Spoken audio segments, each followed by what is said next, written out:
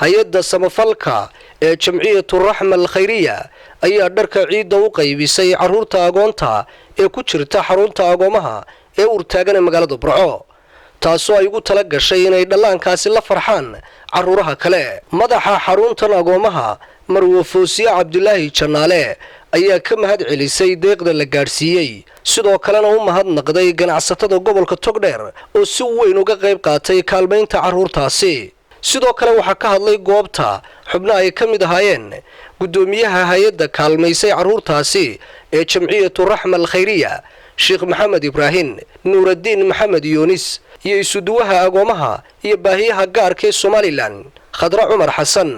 waxaana ka mid ahaa hadalladoodii anigoo ku hadlaya magaca xarunta agoomaha urtaagan ee magaalada burco. waxaan aad iyo aad maanta ugu faraxsanahay oo aan ku soo dhawaynayaa oo aan ugu mahadnaqayaa alraxma khayriya. waxaan leeyahay ku soo dhawaada xirada agoomaha, rajooyin, danyar intuba way isugu jirtaa. xaruntan waxaa la aasaasay 2013 bishii 6 waxaana ku xaraysan carruur 50 ah. carruurta hadda ilaahay ka sokow gacanta ku haya nin islaama oo Norwejiya oo la yiraahdo Dr. Cali oo reer Norway ah.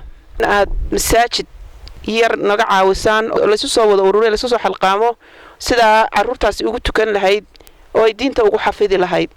TV-ga Universal waxaan leeyahay jaakum Allah inaga wada shaqayn leh annagoo jamciyada raxma khayriya inaanu ka qayb qaadan doono insha Allah billaah kariim oo maanta qortay inay noqonayn inaanu ciidsino carruurtan halkan joogtay inaanu ciidsino annagoo soo ciidsinay kuwii baahiyaha gaarka ahaa, annagoo soo ciidsinay kuwii agoomaha ahaa, annagoo soo ciidsinay kuwana ku daran insha Allah billaah kariim.